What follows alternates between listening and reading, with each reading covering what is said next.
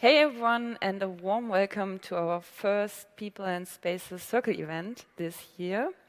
Our circle, People and Spaces, is a community within the factory around architects, interior architects, urban planners, landscape designers, and all kind of space enthusiasts to connect and discuss and exchange experiences.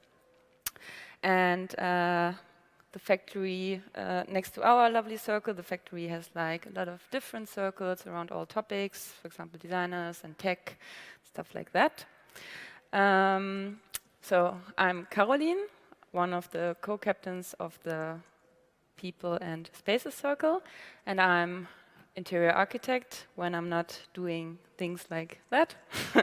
Run my own business, and I'm super passionate about dealing with space, and that's why I'm now sitting here next to my other co-captain.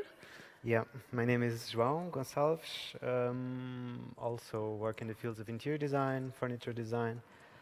Also wondering what's happening with the spaces around the world and the spaces in the future. And yeah, I'm going to be the co-host with Caroline for this talk. Yes, lovely. So today we will talk about repurposing spaces. And how did we come to this topic? Next to the spatial parts, I'm, and I think you too, totally art addict and club lover, let's say it like that, and truly love this city for its vibrant and dynamic cultural scene, like a lot of people do. So I thought, why not just putting all things together in one event and talk about the spatial transformation of Berlin. And I have to confess, when we began to talk about the spatial, or when we began, we had a very clear idea about this topic. But after a while, we figured out that repurposing spaces is actually a huge topic. It felt a bit like discovering the rabbit hole like Alice did. So that's why today we present you a very exciting mixture of topics and speakers who have in common to talk about the chances and difficulties that come with this ongoing transformation of Berlin since the 90s, and that somehow have been speeded up by Corona. And today the focus is on the cultural scene, and then we will also listen to an interesting presentation about the after use from Tegel. Okay, then I think... Yes, I will start by presenting our guests today.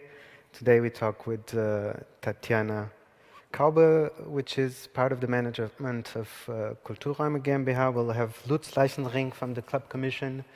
We're going to have Clemens Kampermann from GMP Architekten, which are working on the Tegel project, and we will have Alexander Wolf from Aussergewöhnlich und Transiträume. We will start now with Tatjana. As I said, Tatjana works for as part of the management for Kulturraum Berlin, where she tries to save spaces for the creative work of the Freie Szene Berlin. Tatjana, tell us more about your work. Tell us how do you deal with space and how space becomes an important part of your project, and what are the stakeholders that you are working with? Thank you very much for having me. I have to confess, we are not public yet, so our project is like really new, and yeah, you're the first discussion I'm participating at with this new topic. And yeah, we're having our opening in the mid of February, so you're kind of below the public yet. Yeah, I'm also for many years I've been working in the space between culture and the urban development of Berlin, and what the city is going through since the 90s. For the last 8 years, I worked for the governing mayor of Berlin. I founded the Music Board Berlin as part of the administration, which funds projects for artists, for pop cultural musicians, and for example, the Clubcommission Lutz is talking about later. And so I have been with this topic for many years. So I was very happy when in August last year I could started this job, and I'm part of the management of the Kulturraum Berlin GmbH, which was founded in April last year. So we kind of started in the middle of the Corona crisis, and yeah, we're in the middle of it from the beginning. And so we are part of a foundation that cares about cultural development, and we are funded by the Senate for Cultural Affairs in Europe. So as Kulturraum Berlin GmbH, we are part of a project which name is Transiträume Berlin. So I will start the presentation so that you can get a impression of us.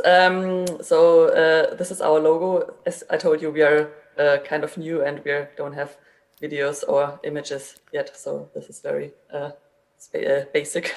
And yeah, so the project Kulturräume Berlin, I already said, is an alliance of 6 partners with the aim to save and develop spaces for artists. For example, studios for painting artists or practicing rooms for musicians or dancers. So it's not about presenting art, but like developing it and working spaces. And the focus is not like operas or public theaters, but the Freie Szene Berlin. So you maybe ask why this program is new, as there is already funding of rooms for artists. But yeah, the government kind of realized itself that it can't keep up with the development in Berlin, and that what the administration can do is not as efficient and fast as possible. And that is more important that the participation of those the program is for in the process is a lot of work, and maybe not really that what the administration or the government is born to do. So integrating all views of how spaces should develop for artists, this whole process to manage it and yeah, to be fast, so to can keep up. They decided, let's form an alliance and find someone who does the coordination of the work. And yeah, that is the Kulturraum Berlin GmbH I'm working for, and can show you the partners of this alliance. So in the middle, the Kulturraum Berlin GmbH, we don't have a logo yet, so it's just the text. And you can see it's like a variety of organizations in this alliance. On the one side, we have the Senate Department for Culture and Europe, which is funding the project. And then we have 2 real estate agencies. One is the BIM, the Berlin Immobilien Management, who has all the public properties in their management. And the other is the GSE GmbH, which is a non-profit company doing real estate, normally more the part of social and youth areas, and not that much in cultural affairs, but they grew into it, and they, as I said, they're non-profit and are in the business of real estate. And then on the third side, we have 2 organizations from the art scene.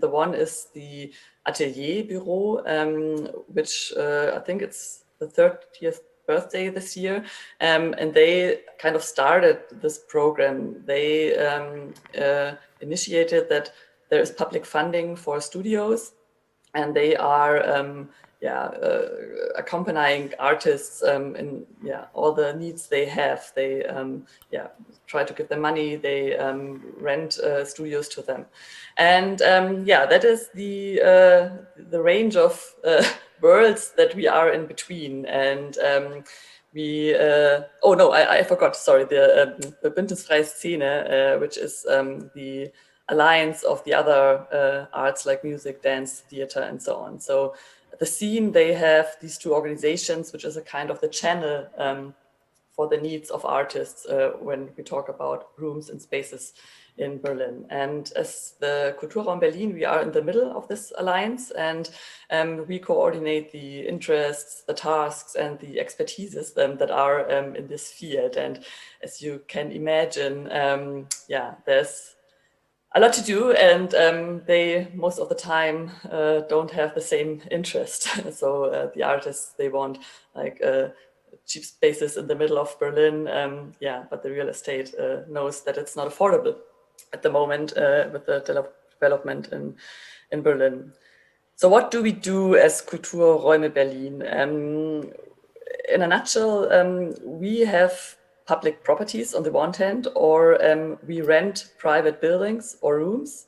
We are developing the spaces for the needs of artists, and then we rent the rooms for a fixed price that is below the index to them. So they don't have to pay the prices which would be there in the normal market. And the gap in between is funded by the state. And as the rooms are funded by the public, the artists have to apply, and a jury decides.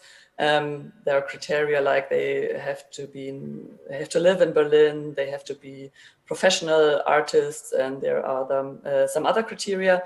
And yeah, these processes we are also organizing. And yeah, that's what we do in a nutshell. And yeah, to come back to the topic, when we talk about public properties, there's a huge range from what we have. There's single rooms in small buildings, or we have apartment buildings where we, for example, have one floor with studios for artists. But there are also like real huge buildings or buildings that were formerly, for example, prisons, or most of you may know the Alte Münze, where until the end of the 90s, I think, the coins were produced for the D-Mark. And this area is in public property, and the parliament decided that there should be a cultural space. And we are not in the process, or we are not in the process yet, but this, like, yeah, to give you an example of yeah, what we are talking about when we rent spaces or have spaces and develop them for the artists of the Freiszene in Berlin. And I think the new, or the, yeah, maybe special thing about this is the cooperation of these 6 partners, and that they decided to work together for the same aim, which is saving and developing space for artists in Berlin. And we all know that Berlin is living because of the cultural scene and the dynamic from it. And yeah, that's what we do, and we're in the middle of it. And yeah, as I told you, in the middle of February, we are opening, and yeah, I hope we gain a lot of partners that fight with us for more rooms for artists in Berlin. Wow, okay. Thank you very much for this insights and your presentation. I think it's a super cool and interesting project. And I'm just wondering, because we're having like a Q&A after that, are there any questions from the audience, like in the chat or at the YouTube channel? No?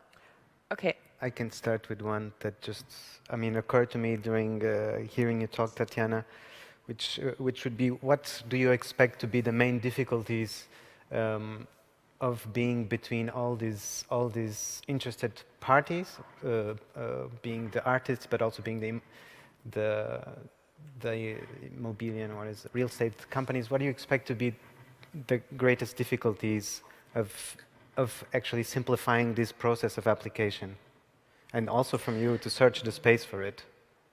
And how to Yeah. face this, that's interesting.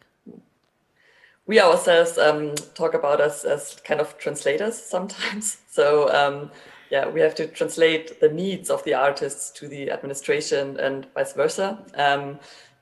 I think that's a huge part. I already had this part when I worked for the Music Board Berlin, which was kind of the same idea behind it. And it's a lot of talking in the end, and also trying to set a point when you need to decide something. And to what I'm always talking about is that we have to find a compromise, and yeah, to talk with all them and trying to get this compromise, and which just doesn't have to mean that it's not a visionary or exciting development. So it's just, yeah, a lot of talking. I can imagine.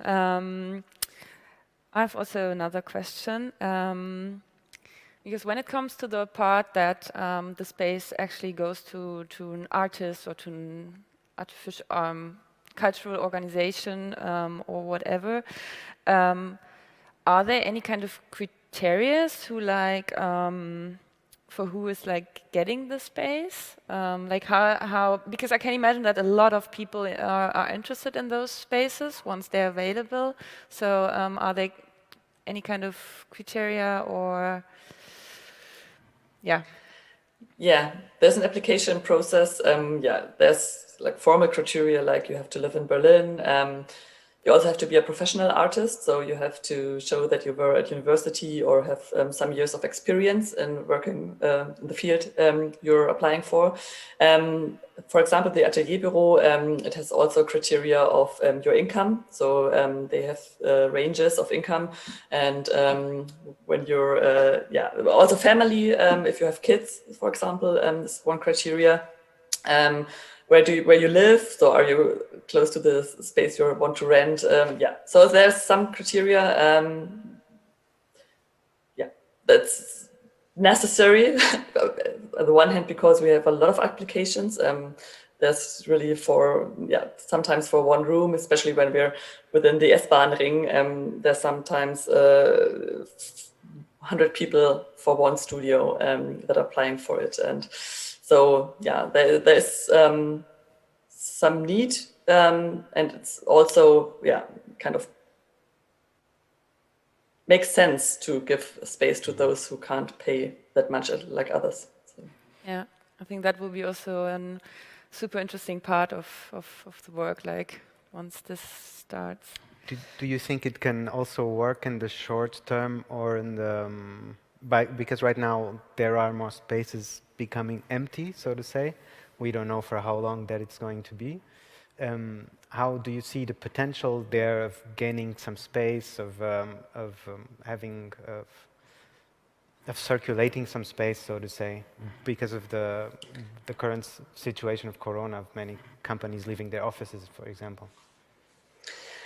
There's a lot of development, and we're office buildings, for example, are sometimes really good for artists. They have a lot of light. They're high ceilings, so they're not that bad.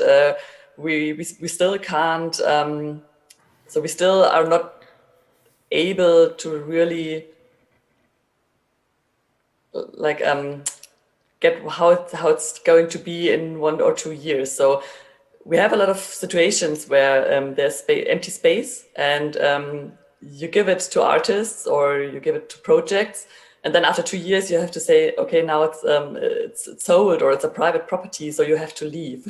And it's really a hard process because they started to build their surrounding and develop the space, and so we're not sure if this development of Corona and empty office buildings, how long this is going to be and how sustainable this idea is. So, but yeah, of course, there's a lot of movement. And last week I read that there are first signs that the rents are going a little bit down. So I think there's a lot of movement now. But for the artists, the situation is catastrophic, of course. So with the funding program, it's also possible that the artists who can't afford, they didn't have to pay rent for some month. So we try to help them with that. That's the one thing we can do. Yeah, but we hope that it's over soon, as everybody does. Yeah, true. Okay, then last but not least, I'm just write the sentence down, like, what's the goal for the next 5 years for the Kulturraum GmbH? Maybe you can like wrap it up in one sentence, or like what you wish you want to achieve with that organization. So I have 2 goals. The one is that artists don't have to care about the question of getting a room or a space, so that they can concentrate on their work. And the other is that everybody in Berlin, like private real estate or public, defining public spaces, knows that we help them and that we can be on their side, developing spaces and make great spaces for artists in Berlin. Okay, great. Thank you very much.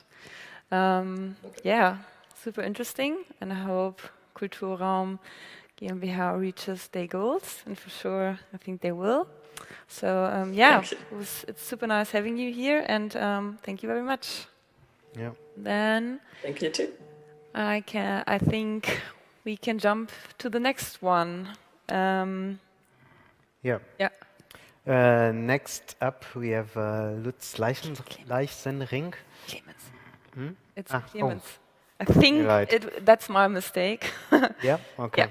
Sorry. So now we have Clemens Kampermann, which is an architect and director of GMP Architekten, and they are one of the many parties involved in planning the Tegel project, which is a very polarizing and very dear project to Berlin, and we are looking forward to know more about it, as it has so much to do with repurposing spaces. Yeah, so welcome, Clemens. Welcome, Kampermann. Thank you. I will share my screen. Yes. Please let me know if you see the presentation right now. Yeah, we can see it. This is the first picture. Right, as you said, I'm Clemens Kampermann, working for GMP Architects, and I'm involved over the last years already in transforming this airport area into a new quarter as part of Berlin. Why are we involved? This I have to explain. This guy on the right side is the founding partner, one of them, Meinhard von Gerkan, who won this competition for this Tegel Airport in 1965. Here you see this proud young guy who couldn't really believe that who has never built anything before, won this competition for an airport, but he did. And he and Meinhard von Gerkan, they did the planning. So the airport was opened in 1975, as you can see on this picture. And everyone who has ever used this or visited this airport knows why it's so lovely, because of the short distance of this drive-in airport from the car, from the taxi to the airplane, about 35 meters, which is for an airport a very short distance. But they did not only design the terminal building itself, but also the master plan for the whole airport, also the hangar buildings and the service buildings down to the fire station and the gas station. And they also planned a second hexagon building, which you can see here on the right side of this master plan, like a copy of the first one, as in second construction phase, which has never been built. But please keep this in mind for the further planning that we developed in the last years. So this is what the airport looked like right at the beginning, after the opening, without these additional terminal buildings that have been added in the last years. 466 hectare area of this airport has been designed. And when we now think of repurposing this area, it's a huge task, but also a huge chance for the city of Berlin as a new area, which now will be connected to the surrounding city. And in 2008, the Senatsverwaltung started this process of considering what to do with this huge area within the city. And Meinhard von Gerkan, as one of the designers of this airport, was invited to take part in this panel, and he just came up with this sketch, this idea.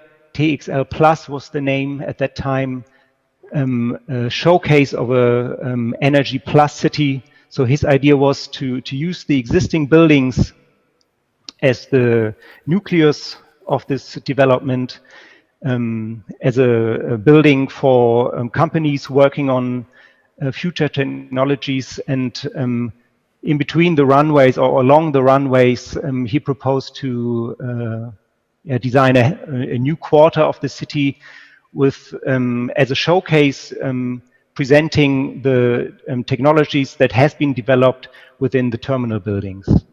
And of course, he added this extension in the master plan again. So we as architects of this design team considered how this could work in a big scale in the master plan, but also in the small scale of the existing buildings, how to use the terminal buildings as exhibition halls like this, or use the waiting halls as office spaces. And we also developed with our academy, with students, a master plan with these existing terminal buildings here in the south, and this new quarter as a showcase of urban technologies in between the runways. Always considering the existing character, because this is always our intention when we start the design process. We first have a look what is there, what is the character of the area. So one very strong character here is, of course, the wide open space of the runways that you might also know from the Tempelhofer Feld. And on the other hand, we have this high density of this new urban quarter in between the runways. And after that, the city of Berlin also started a workshop process. It was not only us as GMP architects being involved in this process, but other teams from all over Europe were asked to develop this master plan. I will only show our pictures and what we did. So the Tegel Airport is quite close to the city center. That's also why everyone loved this this old airport and hates to go to the new one in Brandenburg, which is not even Berlin. And as I said, when the airport is closed and becomes part of the city, when the fence around this area disappears, it is possible to connect this former airport area with the surrounding city, also with the surrounding green spaces, the forest in the north or the park in the south. So it's not an island any longer, but it really becomes a connected part of the city. And then in further workshop, we developed further this master plan, defining the scale of the building, the density of the new buildings surrounding the existing terminal buildings. You might still recognize this old hexagon shape here in the urban plan. We also considered, because there's no need for so many parking lots any longer, because it's not an airport any longer, we changed this parking area into a park area, into a green core of this new quarter, and arranged the surrounding buildings so the side access towards the existing terminal buildings still remains, on the one hand as an dense quarter, campus quarter around the terminal buildings, but we also try to keep this character of the landscape around by keeping large green axis towards the northern forests, for example, and keeping this site relation towards this quite low terminal building. And of course, the best way to keep existing structures like these bridge connections that formerly connected the terminal building with the airplanes is to find a new function for it, not only to use it as an industrial monument, which is also possible, but it's always better to find a new function. We propose to use these bridges as a connection from the institutes in the terminal building to the new buildings close to this terminal building.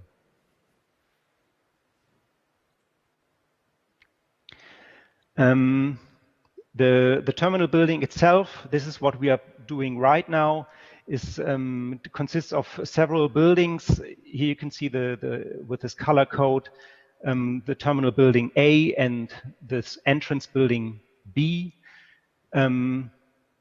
The terminal building A, the red one, will be used as a university. It will be used by the Beuth Hochschule. We are not involved in that planning any longer, but right now we are planning a startup center to move into this terminal building B. And what we have seen in the large scale of the master plan also happens to the small scale of the existing terminal building, that suddenly, because the border between the air side and the land side disappears, everything is land side in the future, suddenly the former backside of the building, which is the ground floor here that you can see here in the picture, suddenly becomes the entrance facade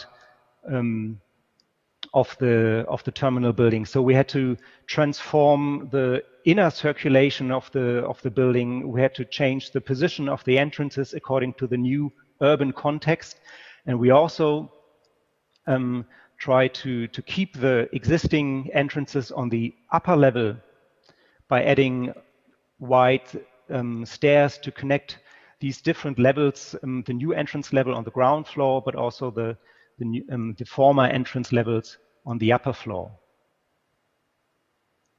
And this transformation from an airport to a startup center also provides the possibility to change the character of the former circulation area, because there won't be that much traffic by cars or buses any longer.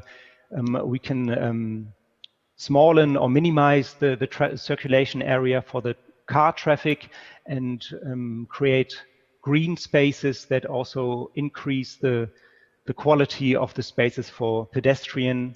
Also here on the south side of the terminal building, we add large stairs to connect the lower level, which is the landscape level with this huge water basin, with the upper level, which is the entrance of the building that you know from the airport. But we also have to deal with the situation that since 2 years this building is a protected listed monument. So there are these two poles that on the one hand we try to transform the building to this new function, also make it visible that this is not an airport any longer, and on the other hand we have to deal with the requirements that the Denkmalschutzamt also wants to keep the building as it is and not change too much. These are the 7 levels of the existing terminal building, which are mainly used on the upper levels for startups, small office units of 25 square meters each that can be combined to larger units. And on the lower levels where there are big halls, big spaces, those ones will be used for, the blue ones will be used for conference and event spaces. And then there's also a food and beverage, small restaurant area on the next to this balcony or this platform that we have just seen in the picture. The main entrance hall should remain as it is, with these balustrades and galleries, also with this kind of special roof structure. And we also want to keep the signage system from the airport, even using this color code of this former signage. And on the other hand, even bringing back colors that has been removed from the airport, like this strong dark red, which used to be there in the 60s or in the 70s, but has been removed in the 90s in the suspended ceilings. This is a view to this conference hall on the first level. And then, because all these horizontal orientated or organized office areas are not well connected or not visible connected. In between, we add some new elements like the spiral stair as an open vertical connection to connect the 3 startup levels with each other. And then there are lounge areas or meeting areas, kitchen areas around, so people can meet here and get together. And then a small detail, this is more for the architects among us.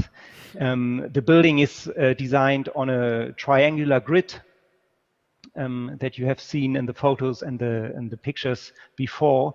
And we try to adopt this kind of geometry because it's quite it gives the project a quite strong impression.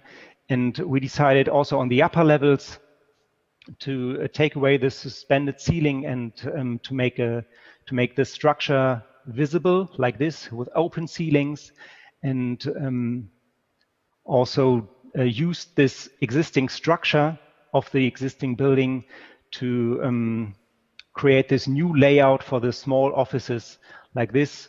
So the triangular structure defines the entrances to the smaller office units like this. And one day on the 5th level, we might meet again physically without masks and having a cool drink at the Sky Bar on the roof of the terminal building.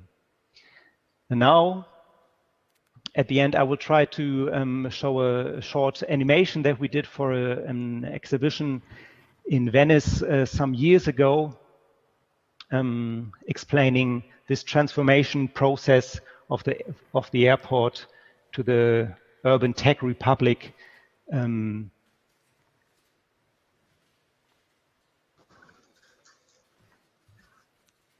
TXL Plus, from the airport to the urban tech republic.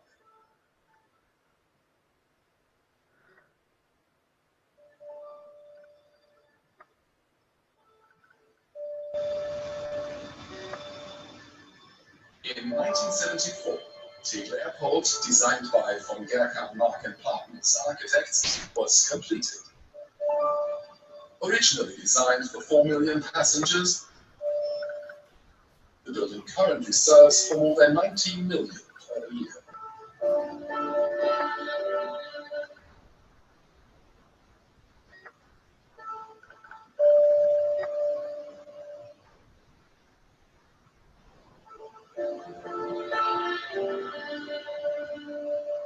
With the opening of BER, TXL will be closed.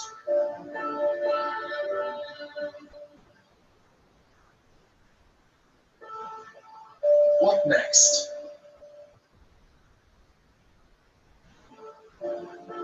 TXL will be converted to the urban tech republic.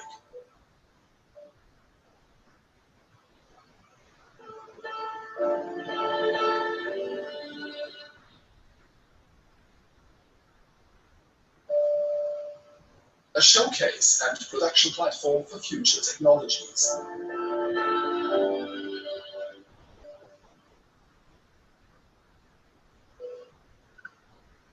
A place for convention and contemplation. A place for lectures and research.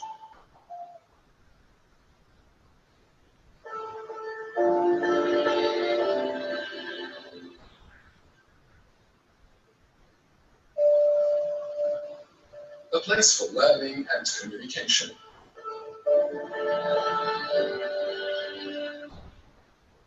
A place for exhibition and display.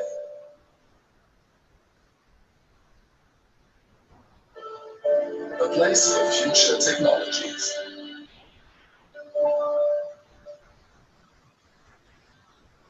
A district with urban qualities.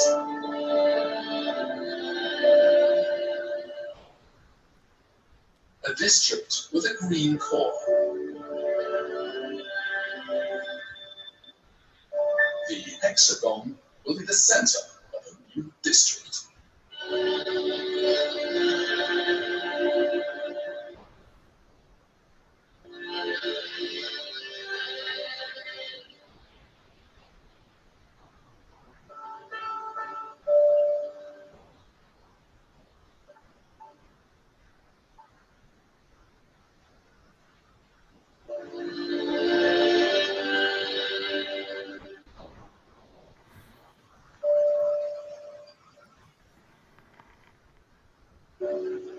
A district where future is generated.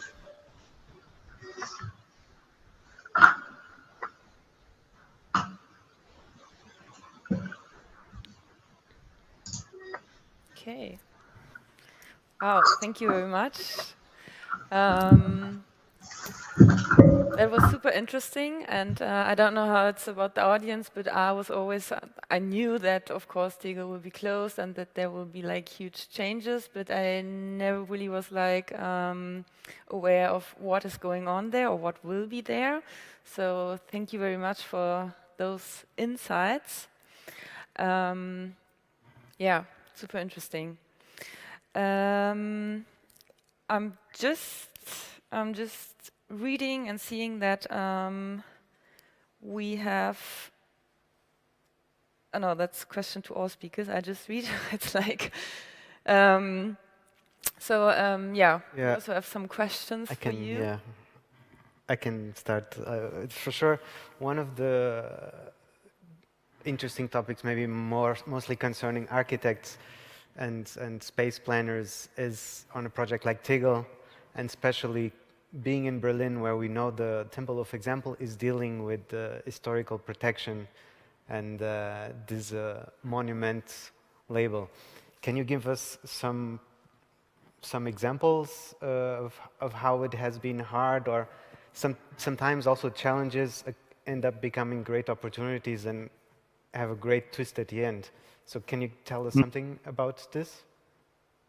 When we started this collecting ideas what to do with this area, the Tegel Airport was not a listed monument, but it was quite clear in the very beginning that it has a certain character and can also make the difference between any other urban tech republic or urban quarter,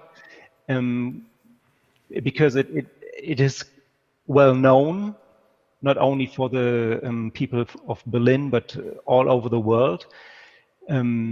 So it's we always try to benefit from this existing architecture because it is iconic. I was not involved in the design of this airport in the very beginning. I was not even born, but so I think I'm allowed to say so, even though I work in this office. But it's common sense. It's an iconic building, and so it is helpful for the future development that the building itself and all the other buildings, the hangar buildings and the service buildings, are well known. So everyone has something in mind when they hear about Tegel Airport. So that's good. On the other hand, dealing with this listed monument is of course always difficult, that we have to discuss all the details. Can we change this wall? Can we take out the suspended ceiling? Can we change the facade appearance? Can we have a tree on top of the building? No, we can't. Because we always have to discuss, does this change the character, the original character of the building, yes or no? And though we are architects and we, let's say we designed the object, the building, we don't always agree with those people who are in charge of this listed monument, and protect it even stronger than we would do it ourselves. Okay, great. There's one question from the audience, and I would just like ask you directly. The question is, what is the estimated timeline for the UTR project? I'm not sure if you can answer that, but yeah. I cannot tell it exact. I can only tell for these terminal buildings, for example. We plan to finish them in 2026. That's the estimated time. Of course, the whole quarter, which also includes the industrial buildings in between the runways, but also an apartment quarter close to the Kurt-Schumacher Damm, the so-called Kurt-Schumacher Quartier. I don't know about that schedule, but it's a long-term project. Okay, great. I hope that we plan that all the infrastructure will be developed very soon. All the plannings are about to be finished, so the construction works can start right away. Great. Still, the airport is in a kind of sleeping condition, because for security reason, when BR has problems, they have to move back to the Tegel Airport. Okay. This kind of sleeping state will make till May. So in summer, the airport company will hand over the Tegel Airport to the city of Berlin. And then the construction works can start.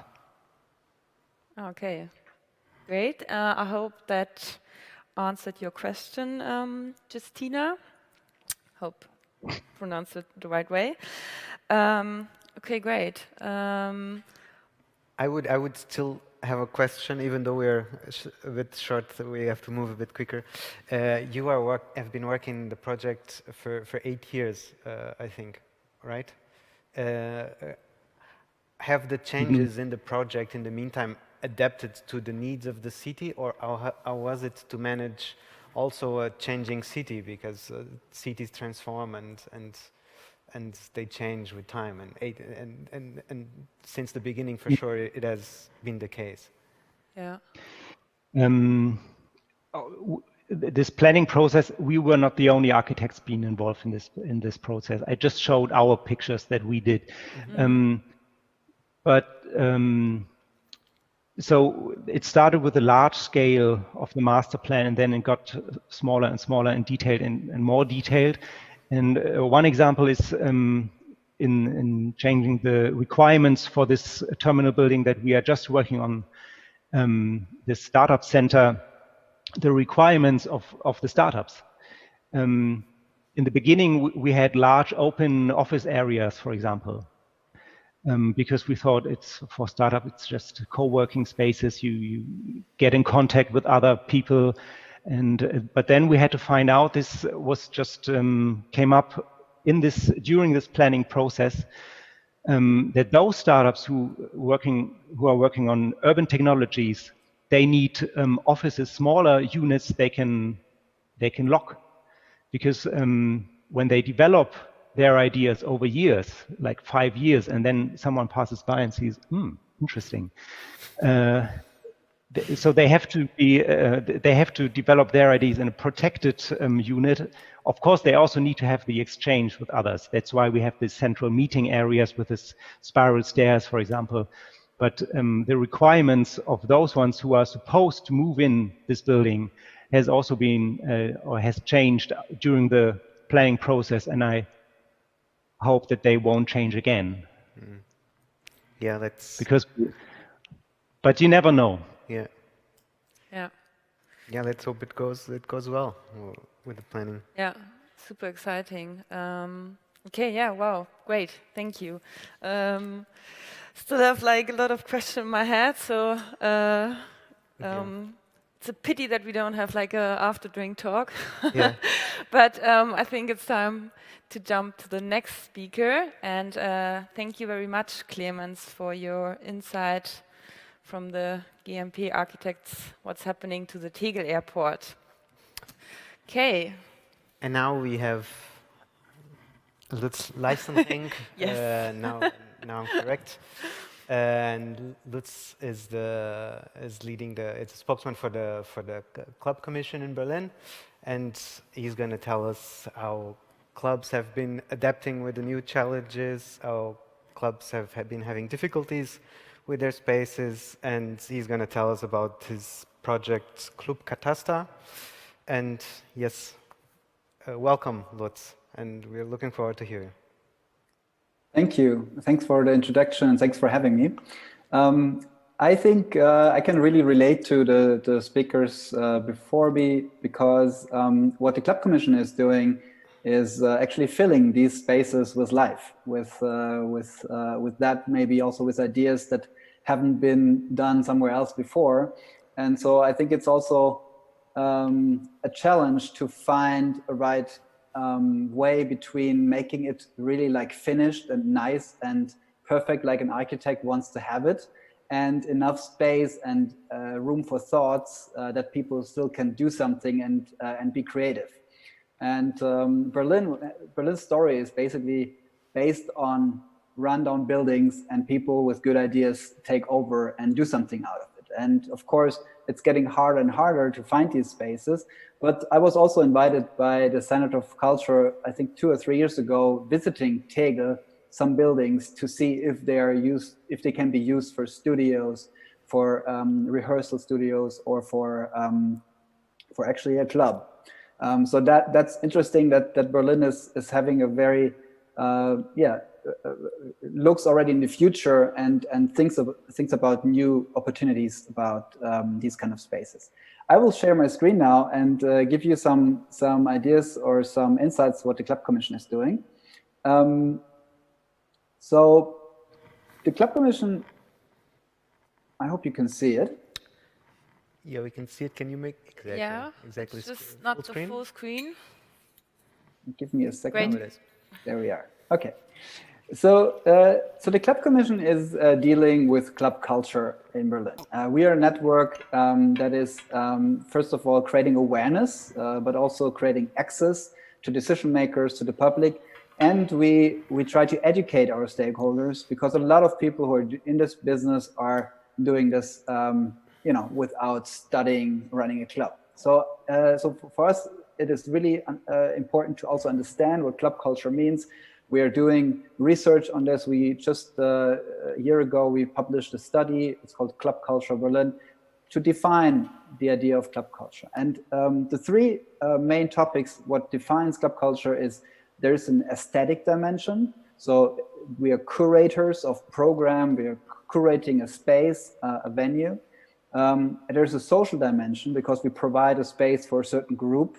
Club culture is not happening on market squares. It's happening in buildings or in spaces that are accessible for a certain group.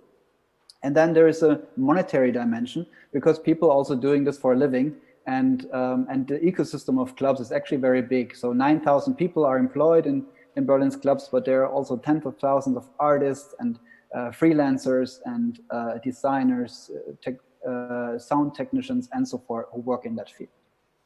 The Clubcommission represents 300 organizations. Those are promoters and clubs. And we see our role as the explainer of why club culture is important for the city. We are opening doors, we are trying to convince politicians, neighbors, bringing a bit of more understanding and awareness of club culture. But we're also working to the inside with our stakeholders. So here you can see our yearly kickoff that we have. This was at Schwutz Club. We have the senators and representatives of the governments, also of the districts, on stage discussing with them, and do several events all year long. Why is it so important? To run a music venue is a really big issue with a lot of topics you have to take care of. If you could only focus on programming your venue and taking care of your visitors, the job would be much easier. But there is, as you can see on the stakeholder map, a lot of things you have to take care of, from residents to your own staff, to your landlord. And that causes, of course, a lot of conflicts, because the clubs are very lean organizations with not a lot of staff. Bigger clubs can have up to 200 people, but the average club has about 30 employees, and they are running a full program all year long. On an international level, I have a small consultancy that is called Vibe Lab, and we're researching this. Actually, we're conducting a study at this moment in countries like Senegal, Kenya, or Lebanon, because we are hired to understand what is the creative industries and how's nightlife actually doing in these countries in COVID times. And for us, the recipe to create a vibrancy in a city is based on these three pillars. So you have to have a creative community that is unconventional, that has crazy ideas, that is also working interdisciplinary. And to create content, you have to have creative space, a space that is accessible, affordable, that is also giving you the chance to experiment with your art. And this creates capacity, but to have this capacity, you have to have the right framework conditions. And the policy framework in Berlin is actually very good. So to have funding availabilities, to have a music board, Tatjana was talking about, to have a public transportation that is running 24 hours and bringing people also from the outskirts to the inner cities. So the policy framework is very good. And we are also a 24-hour city since 1949. It also means that that you have a lot of freedom how and when you're running your venue and your events. So this empowers also the creative community. So, and as you can see, and if you think about this, how other cities maybe have these kind of conditions, you will see, shutting down at midnight or not having good supporting programs. That also is something that really needs to be changed and worked on. I must say, the more attractive Berlin gets, and then also the more tourists coming to the city, the harder it is for us as an organization to keep up this freedom, to keep up the vibe of a city, because the government tend to regulate what is there and tries to control the situation. And that is also, giving us a hard time everywhere. So the Club Commission is pretty busy in all districts and working with the Senate to prevent this. One of the studies that we conducted in Berlin, in New York, and Tokyo is called the Creative Footprint. This was actually an idea that came out of a discussion I had with real estate developers in the Chamber of Commerce, the IHK in Berlin. And they were asking me, you were talking about that that clubs had to close, and I can understand this is like an emotional issue for a community, but isn't it that like these spaces are popping up somewhere else? Isn't this like a caravan moving through the city? And I said, well, I don't really think so, because you see in many cities like London, New York, that creatives just leave the city, and the whole city is reevaluated and loses a lot of attractivity and a lot of spaces and their creatives. And so we try to create a methodology, the creative footprint, that is measuring the amount of creative space of a city and is also monitoring where these spaces are in the city. And it's very interesting also where they are located and how a relationship is between young, well-educated people public transportations and music venues. So there's interesting research being done, and the creative footprint is definitely a tool that we can use to just make a point when we see that spaces are shut down, that we also make sure that they're opening up somewhere to keep the balance and to keep the creative footprint on a high level. These kind of discussions we have in the Club Commission in an own working group. It's called the Working Group Space. And we have several experts in this working group, but also practitioners, operators of venues. And we are having, and this is a new phenomenon, also real estate developers approaching the Club Commission saying, hey, we have here a space. Are you interested to look at it and to bring it into discussion in your community?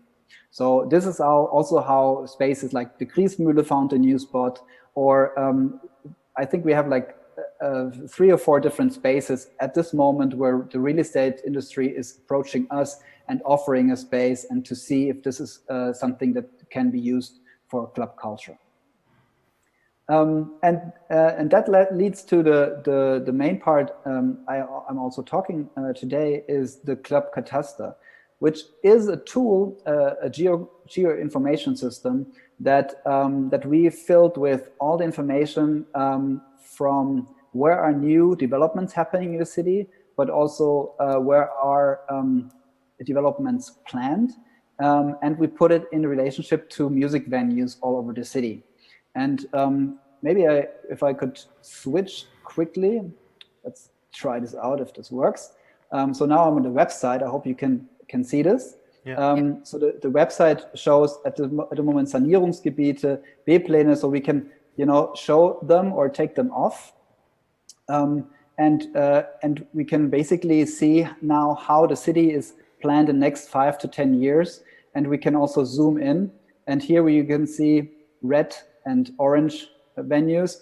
Those are the ones that are also in danger because developments are very close to them and might be causing conflicts. So we created an alert system to really see how what the future will bring and how this maybe affects music venues. And you can actually go on this website, clubkataster.berlin, and you can see not everything is live, but these kind of information you can see. You can see where these live music venues are, where the clubs are located, and also where Musikspielstätten, which are maybe a music bar, are located. And you can also look at them and see which kind of venue that is. So going back to my presentation. So this is a really interesting tool because now we have the ability to not just being chased by developments and reacting on developments in the city. We can actually now see trends, see how the city is developing, and then create a dialogue or a protest, but not too late.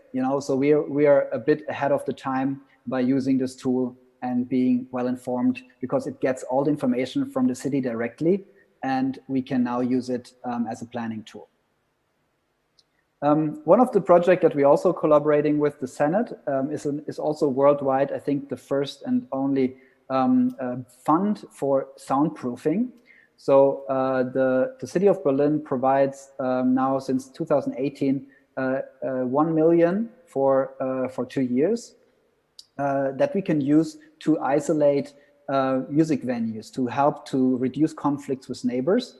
And they can build different systems, noise cancelling system, for instance. Here you can see a picture of Birgit und Bier. A similar one is also installed at Ipse Club.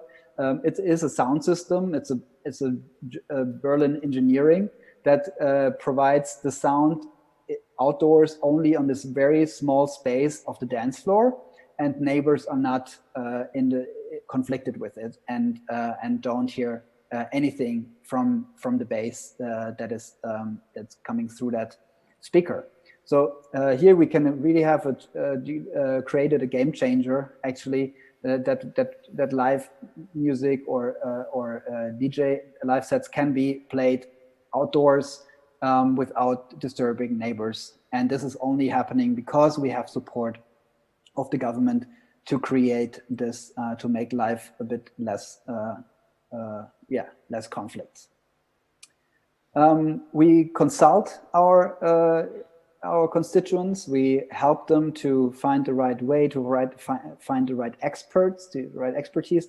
And in this year, for instance, we had about 230 individual consultings. So you can see our team is really much into individual consultings, helping them with all kinds of issues, but a lot of them are also concerning their landlord, the administration, and problems around these topics. We have another project that is focusing on outdoor space, like parks and public spaces. And this is also something to identify the spaces that are possible to use. That really helped us also during Corona to fast reach out to districts and ask them if we can use outdoor space for events in the summertime, and that also helped us to create a relationship for the future to use more little festival spaces all over the city.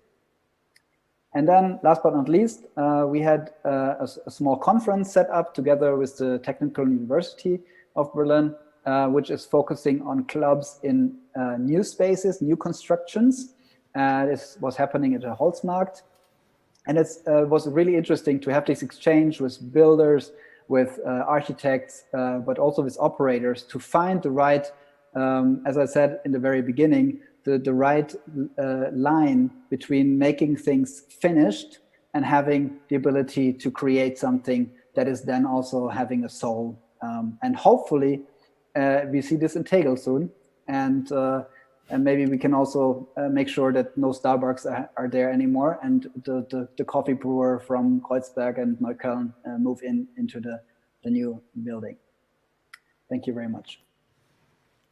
Great, thank you very much. I would be very happy when there would be a club at the Tegel, because then I can just take the U7 directly to it. Yeah, great. I mean, I know a lot about things you do, but the Clubkataster was kind of new to me. Super interesting. I didn't know that this exists. And I would be interested, or Joao and me, we talked about it, due to the situation right now that, like, through Corona, it feels like the whole city is changing. So offices are empty, and unfortunately many have to close, many like little stores and stuff like that.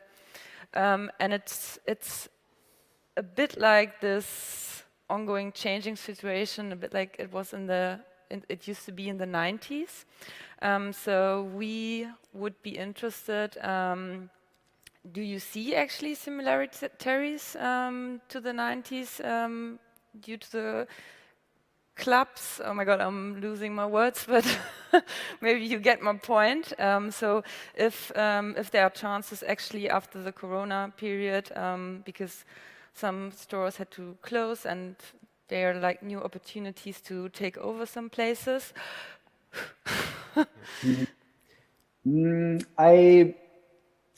I think it happens in cities. I was talking, for instance, to promoters and club owners in Moscow, and they said they expect that a lot of businesses will collapse and they can move back into the city because they were pushed out before. So there are nearly no nightlife in Moscow anymore because it is commercialized, and so they're having the hope to move back into the city.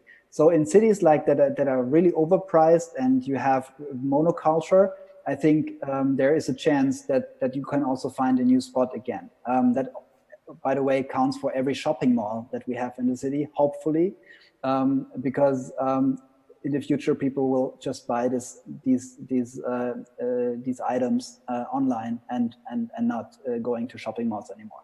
I'm very convinced of that.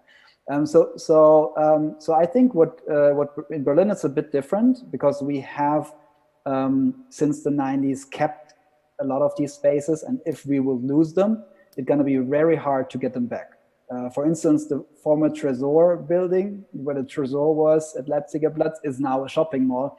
I don't think we can install a Tresor back into this new shopping mall. So there will be definitely changes happening, but I also wouldn't be too optimistic that if if there is a big shift and clubs had to close, that we will ever get this kind of space, also old venues with new ideas into place. So that's why the Club Commission was working very hard to get funding, to get support over these tough times, to make sure that none of these clubs will close during COVID. And since today, we were successful, but we also don't know how long this crisis is going to take. So there will be a lot of challenges upcoming. Yeah. Okay. Yeah.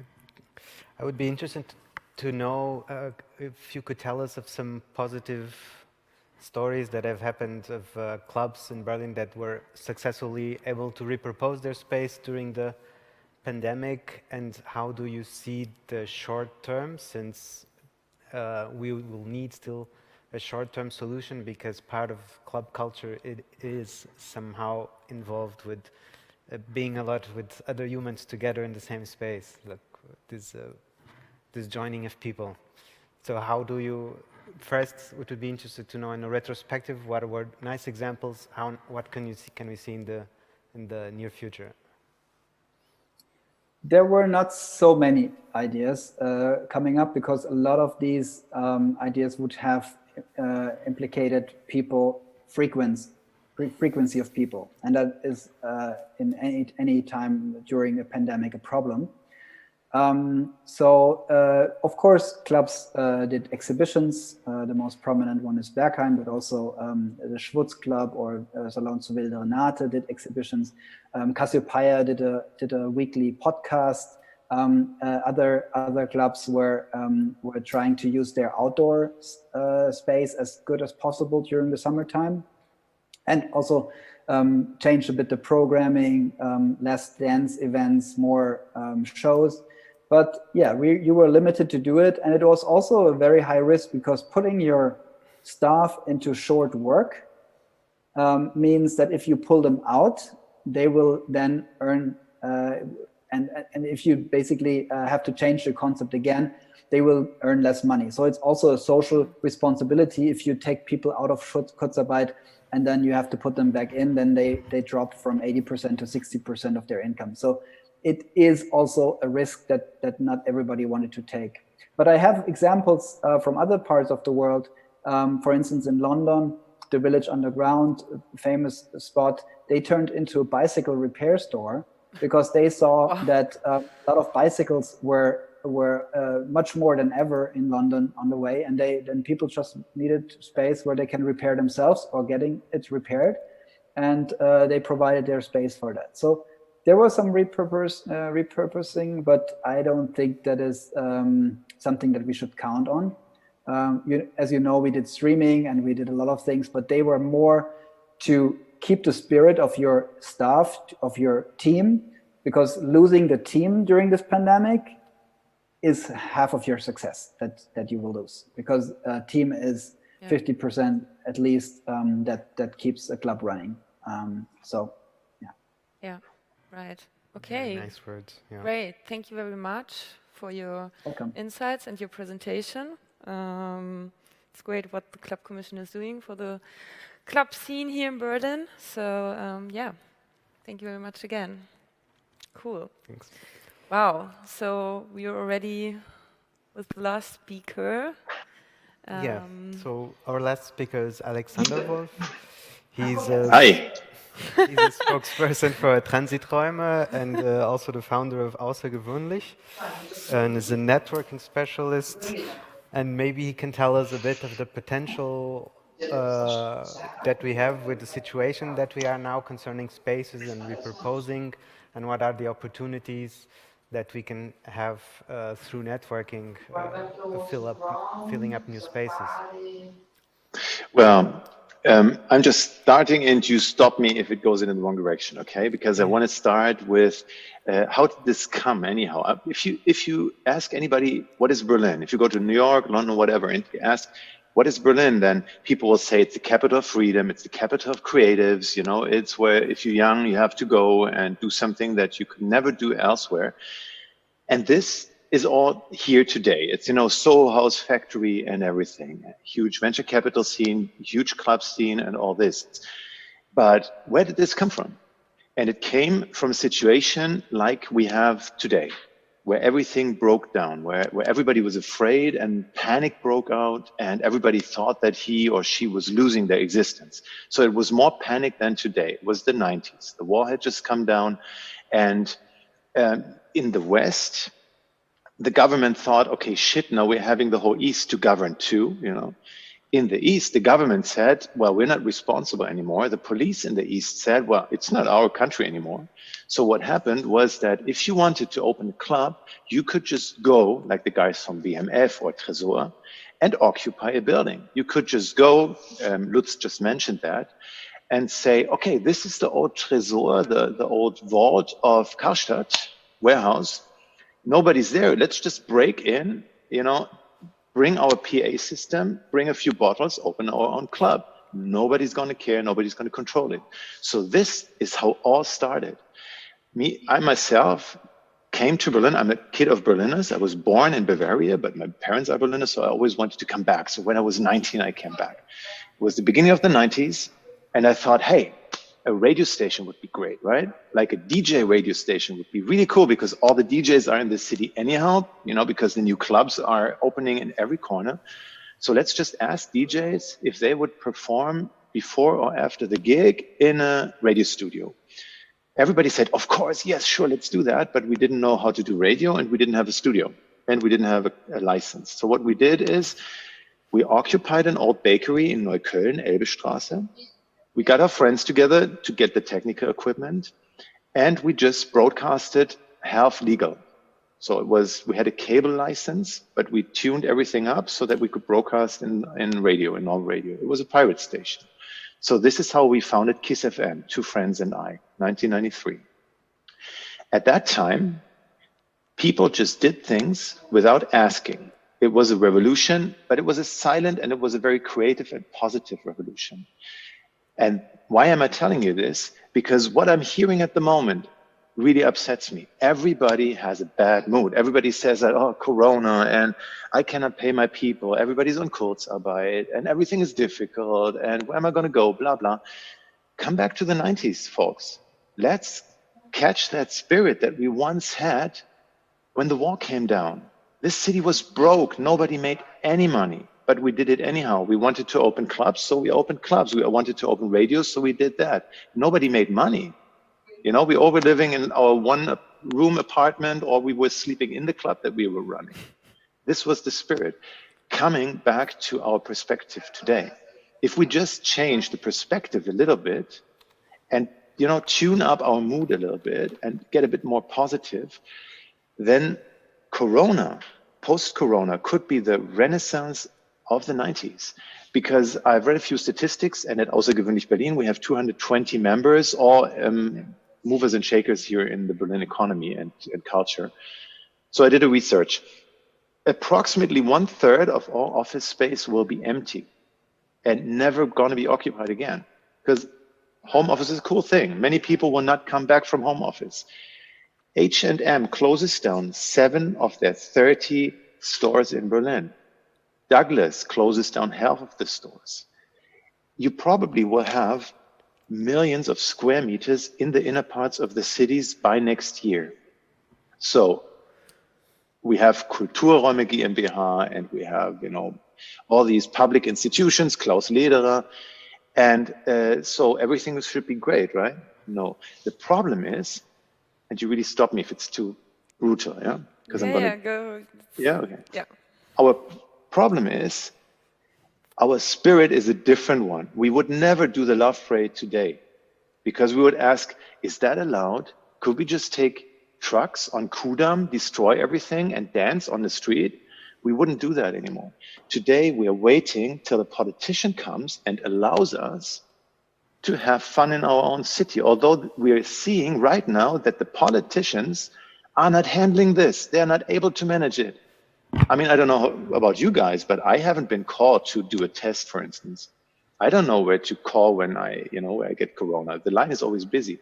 They're not able to manage that crisis. So we have to reclaim our own city. We have to take back what's ours, the culture in the inner parts of the cities. Thank God, the economy breaks down. Thank God that many clubs have to close and many cafes and bars, because after this total destruction, there will come a great, fantastic new time. Empty spaces in one of the most vibrant cities in the world. So what did we do? We didn't wait for politicians, because as we know, they can't manage this. So we want to unleash the beast of the private power. So we funded Transiträume. Transiträume translates into transit rooms, because we take the rooms that are there and we say, culture and creatives don't have to have places forever. What Kulturraum does, for instance, is a great thing, but Tatjana already said, people can apply if they have studied art.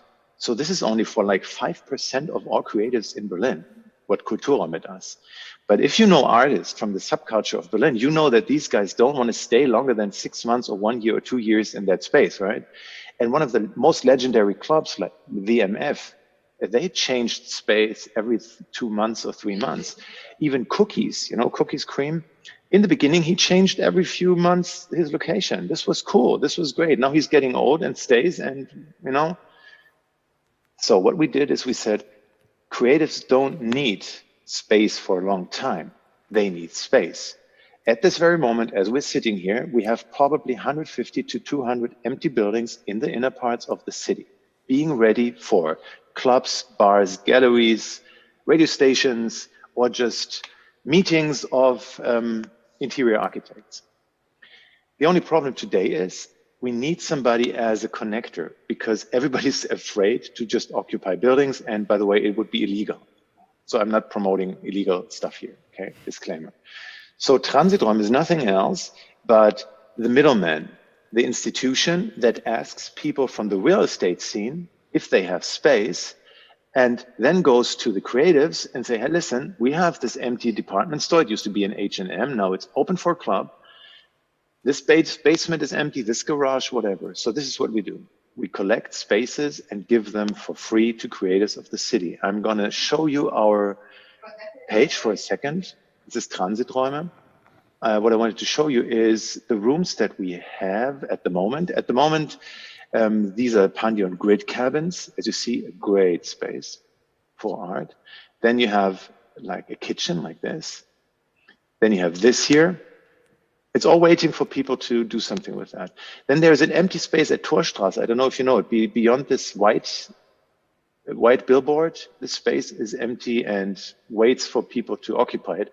This thing is great. It used to be an old brewery right at Weinmeisterstraße. It's right in the middle. It's in the basement. And these are not there anymore because they're being restructured already. As you see, there is a lot Pandion, because Pandion is one of the most active partners we have. But we're just waiting. We're sitting like the spider in the web and waiting for the city to come back to us. And now, how does that function? How many minutes have I talked now? I don't think you have to. Do we have to hurry? Yeah, maybe. Yeah, we have to hurry always. This is Berlin. Yeah, No, it's Berlin has to be fast. But it's still fine. Like we have time. Go. Like, so tell me a number. How many minutes? we have 7:23 right now, and we're supposed to have 1 hour and a half. Is But that no, but it's like until 8. So you Okay. have How many like minutes have I talked now? 5 more minutes. Go for it. Okay, let's make it let's make it 3. Okay. So how does that function? Many real estate people are just afraid of the creative scene because they think they will be occupied like in the 90s and nobody's going to leave anymore. This is fueled by, unfortunately, our government, because most of the politicians that we have at the moment say that the real estate guys are the bad ones, taking away buildings from the creatives. So they built walls between us, which is sad. So what we do is we talk to real estate people and tell them, hey, everything's going to be fine. These people are entrepreneurs like you. We haven't met any artist or any club owner who's employed. They're all just like you. They will have a contract with you and they will leave after the 6 months or 2 years or whatever. We provide forms, consulting and everything. And as soon as it becomes too much effort, we have an agency and the agency is paid by the real estate company. The creatives don't pay anything unless they're doing something commercial, of course. You know, if you want to do a club and make a lot of money with drugs, like Gerkan, of course you're going to pay rent. But if you're just a poor artist or a poor interior designer wanting to do your dream of your life, having your own gallery, you're not going to pay anything. So it's always a deal between the real estate owner and the creative. We're just in the middle trying to, it's like a therapist for a couple that doesn't trust each other anymore. So we're trying to build trust between the two branches. And that's the main job that we do. At the moment, we're a group of, I think, 7 people, of which 6 are from the real estate business. And then there's me, the networker. And behind them is a group of 20, 30 real estate people. The question always comes, why would real estate people do that? They just want to do greenwashing, cultural greenwashing, and just cover their gentrification plans with some artists. Yes, that's true. You're completely right. It's a good PR. If you want to build something like the Mall of Berlin, it's good PR if before that you just use the construction site as something like a creative space. But that's not bad because Berlin always changed. When I came here in 1991, I stood on Tacheles, which was then a club.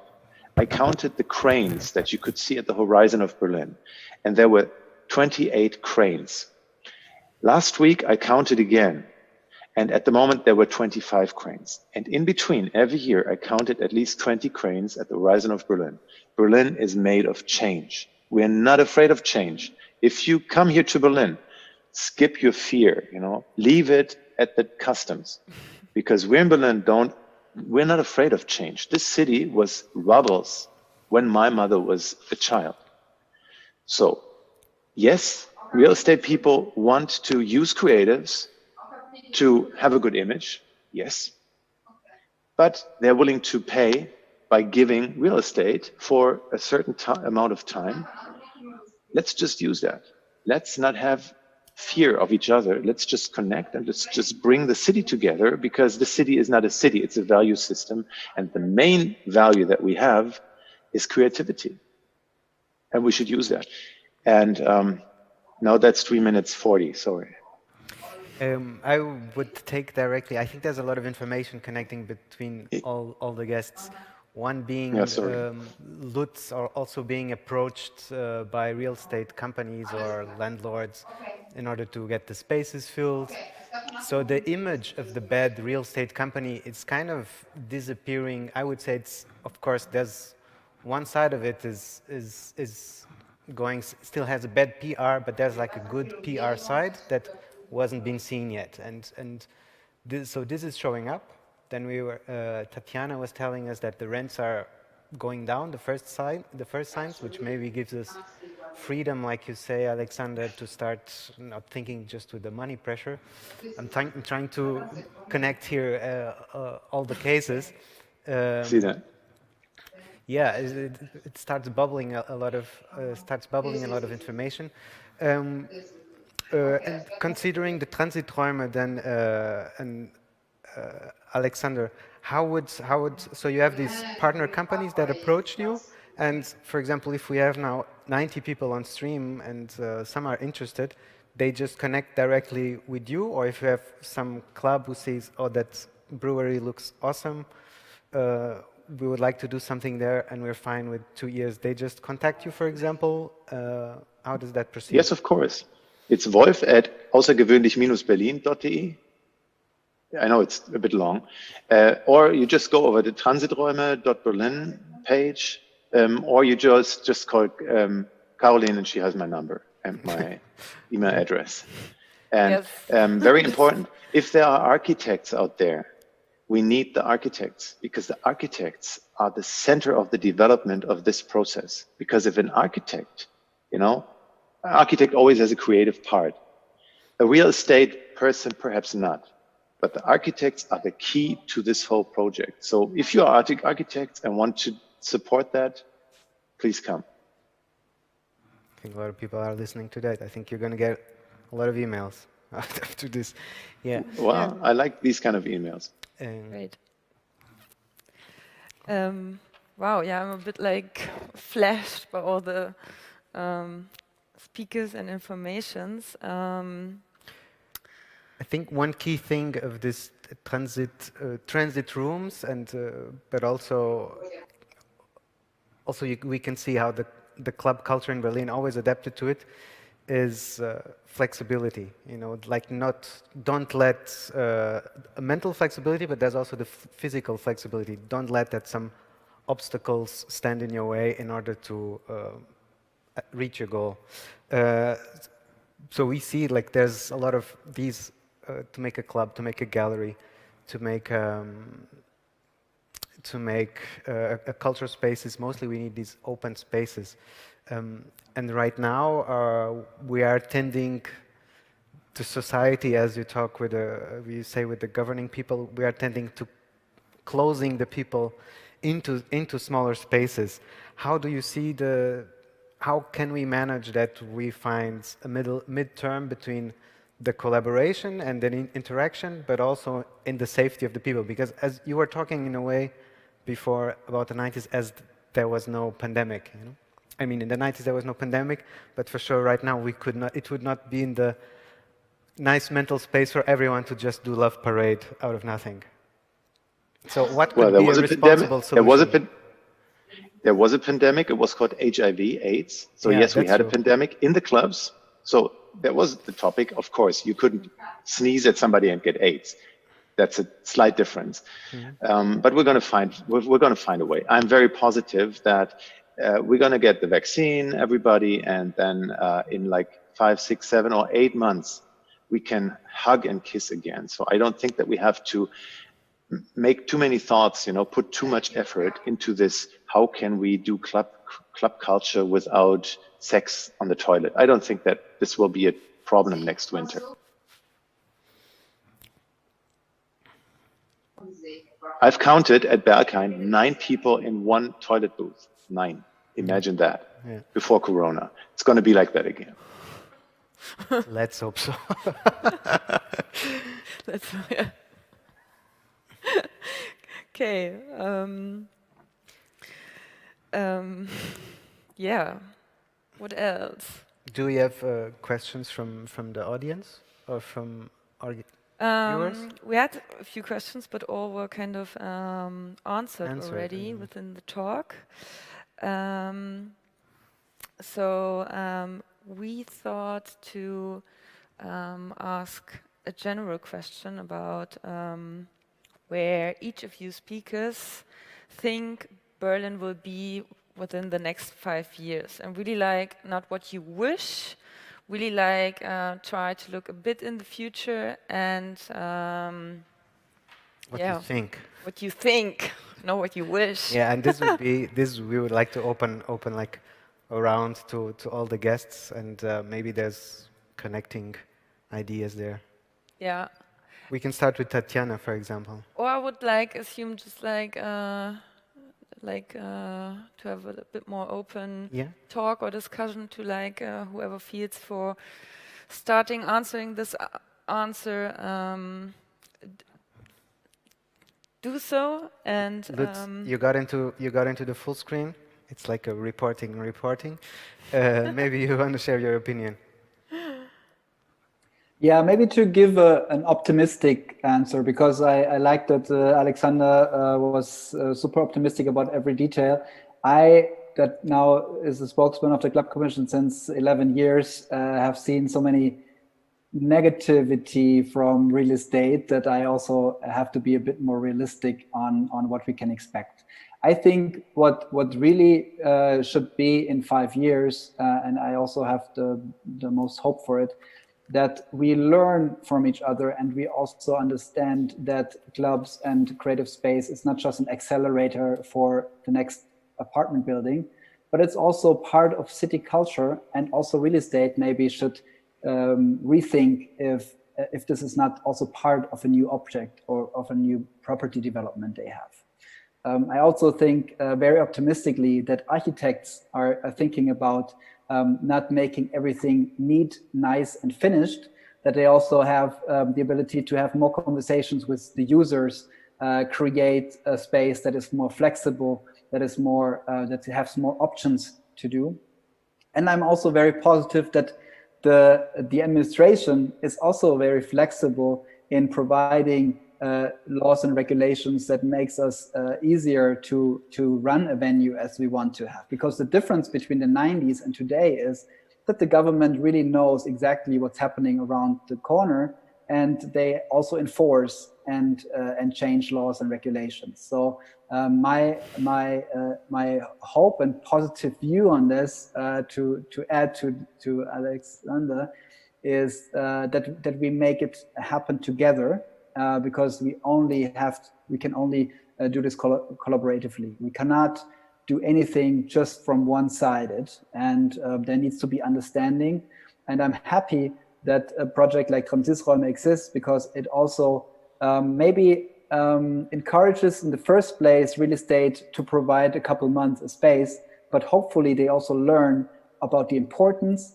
They get to get in touch with the people who are running the city at this moment and shaping the city, and then maybe also change their perspective for future projects they're doing. Okay, wow, glowing eyes. Yeah, I think it would be great to go to Clemens, since he's working in a big architecture firm and they're dealing with such huge projects.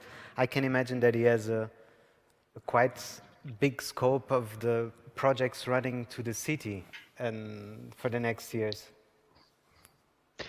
First of all, I'd like to say that I'm quite happy that the other speakers say architects are needed. I agree. And I think, especially as architects in working in Berlin on Berlin projects, there's still a huge possibility of developments, and there I agree that there's a lot of things to do. The need for multifunctional spaces, this is, I can also underline this, is increasing. Everyone is asking for multifunctional spaces. This, of course, for planners as us is a bit difficult, because somehow we have to define something. But I think in the next 5 years, this development will continue, and especially in Tegel, it's a huge possibility for all creatives, and not as artists maybe, but as developers of urban technologies, which are also creative and kind of artists. It's a great possibility for them in Tegel to settle down and be creative. Yeah, there is, as you also mentioned, creating this new quartier, this new neighborhood. I mean, it has been proven in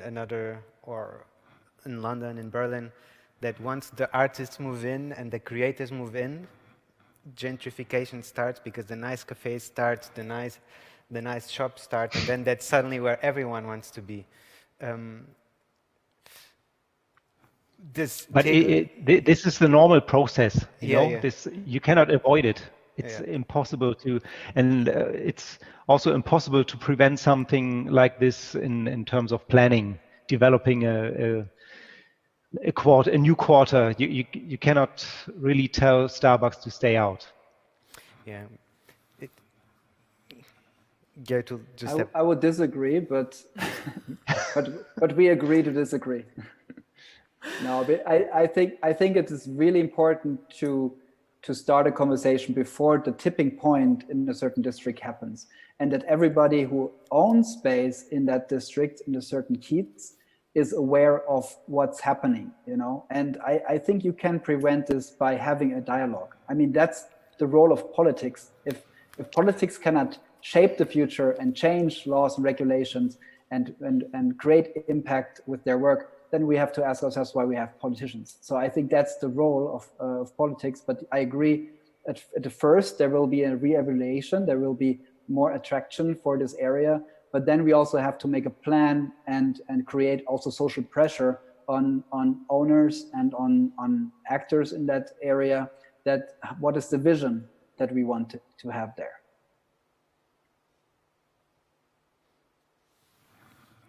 But this is more a guideline for using the new quarter, like a business concept, but not part of our scope as developer of the planning. We create these spaces, but how to use them is up to the owners, and this is something we cannot really control as architects, but of course it can be defined by business concepts, by guidelines, who's allowed to move in and how to use these spaces. I would like to move the ball to Tatjana, since one of our struggles is to keep the artists within the central part of the city. Maybe one reason of that being that in the cultural sector, networking is so important, and being there and going to events and being present. How do you see this developing in the next years? Hoping that artists can stay still in the center of the city, but we also see that artists are actually creating really nice atmospheres in other parts of the city. Thinking, for example, that also big artists have their production studios out in the outskirts of the city, but that's another topic. Okay, but I don't want to make it more confusing. Yes, Tatjana, tell us about keeping the artists within the center of the city. Yeah, so I'm not sure what artists are using the transit rooms Alex was talking about, but what we do and what I wanted to know, what I'm thinking of the future or the next 5 years, what I wish is that not only talking about spaces, but society as generalists, that we start to listen to each other and to accept that my opinion is not the opinion of everybody. And that's what we do. We listen to artists and ask them, what do you need? And most of them, they just want to work and have like space for their work and don't want to care about where am I going to work next 6 months or in a year. So some of them asking for rooms for rent for 1 hour, and others want to live or work there for 5 years. So we try to move in between these wishes. And yeah, I think that's one key to listen what artists need. And as much as I want to have a week in the 90s in Berlin and want to really experience how it was, but I'm not sure if we can conserve feelings or the past. But I'm also thinking that Berlin is a city that's always developing, and I'm really hopeful that yeah, Berlin will be that forever, or at least a long time. And I think we can help, as we're not a public institution, but yeah, we're kind of connected to it. So what we can do is we can give good surroundings and good yeah, structures or infrastructure to help the artists. But the creative work, they have to do it by themselves, and we try to help that they can do it. And yeah, I think we're on a good way. And as Lutz said, I think in Berlin it's a special partnership there between the administration and the arts scene. And yeah, I'm really glad that it works like that in Berlin. Great. There's one type of space that we haven't spoken about, and it's actually the digital space, which was totally accelerated by what happened since beginning of last year. How can you imagine movement? How can you imagine activity? How can you imagine economy happening in the digital space? Yeah, in the near future. And because what will be developed and that works in the near future will also be adapted for the long-term future. It's not like it's just a mid-corona solution. So what can you imagine in the digital space, so to say, since we're talking about spaces happening in the future? Yeah. And I would start with you, Tatjana. Like, just in general, for sure, it's more like a personal opinion and not necessarily related to your project. What are the future that you see for digital spaces? When we the process of building our partnership, we talked about, are we also funding digital spaces for artists? And we decided not in the first step, but we're not ignoring it. I think this the main part of talking to each other and listening to each other and discussing about how a space can look like and getting the ideas or collecting the ideas. I think that's the digital space is a huge chance for it, and so that we can be open to international ideas, best practice examples from abroad, and I think it will be a huge and positive success. But for the practical work, we're not talking about digital spaces at the moment. Just with sorry. No, because I a little bit want to skip this digital space. Yeah, thing. okay. But, because what I just thought is, with all the presentations and inputs, it just came to my mind that it's always also a question of generations. Like, because I mean, for example, in the 90s, there were a slightly different, or there was a different generation who like occupied the spaces and just created clubs and did all this. And I mean, nowadays, I would say it's 1 or 2 generations later, there's a difference between the spirit of the people. So I'm just asking myself, how do you think will that have an effect on what's going on in the future? Like, for example, I would like when the people are so driven and just like, okay, nobody cares about the space, so we now occupy it. But I have this feeling that nowadays the generations or the younger people are much more like vorsichtig, Civilized. Civilized. No, you like careful. do care more about like they gegenüber. The consequences as well. Yeah, and the consequences. Okay. Should I answer to this? Yes. Yeah, I think I talked before about the freedoms that we have in the city, and Alexander also was elaborating on this. How important this is. This is part of the DNA of Berlin, and obviously we lost a lot of these freedoms during the pandemic. But I also it's our in German would say erste Bürgerpflicht to stand up after this pandemic and make sure that we get our freedoms back. And I think the Club Commission, and I'm speaking also here on behalf of the clubs, we were really aware of the situation and how also we have to be solidary to the elderly in our society and make sure that we keep clubs safe or closed during the pandemic. But as soon as we are through this crisis, we have to stand up and make sure that we get all these freedoms back. And to this, not just 24-hour events, public transportation, but also that we have our Wegebier when we are in our trains and everything. It also is part of our DNA, and we have to make sure that nobody is taking this from us.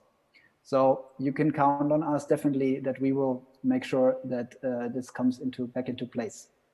And for young people who had suffered, I mean, can imagine when you're just doing your graduation and you're in the pandemic, I think for them it's really, really important that they also now celebrate their golden 20s. I think we have the chance to the best 10 years of our lives next upcoming decade.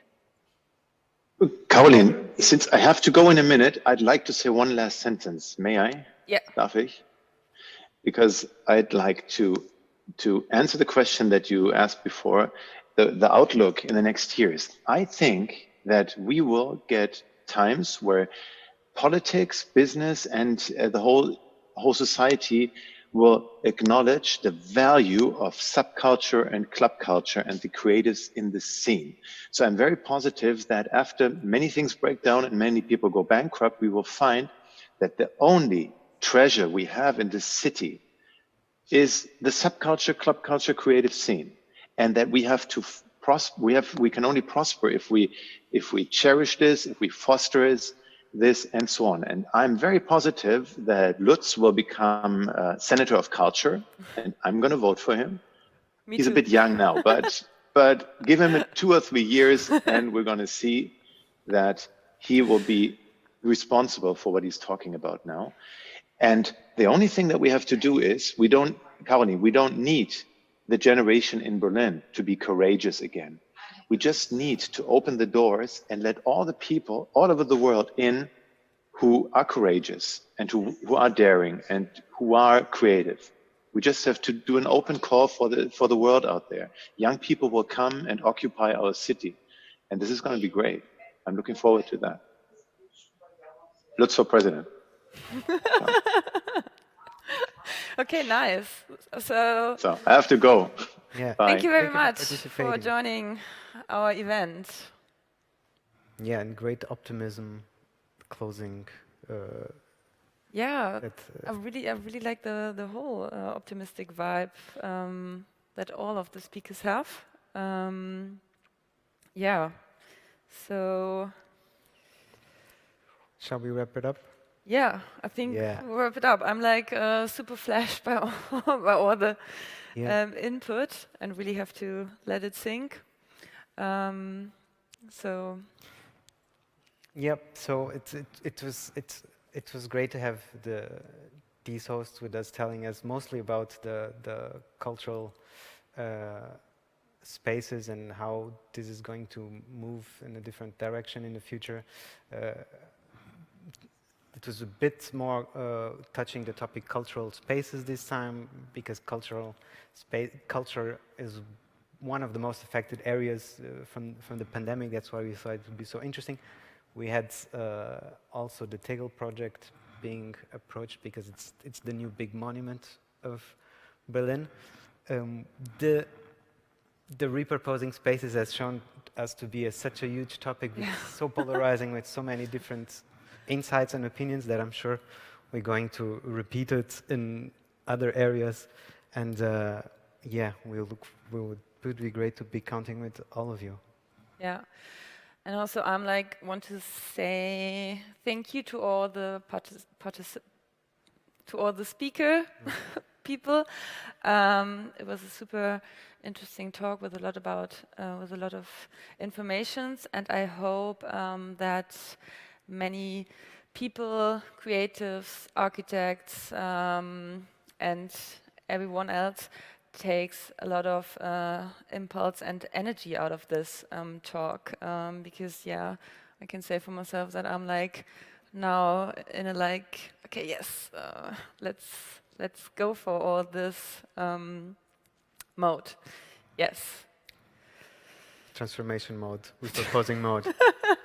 Yeah. Is on.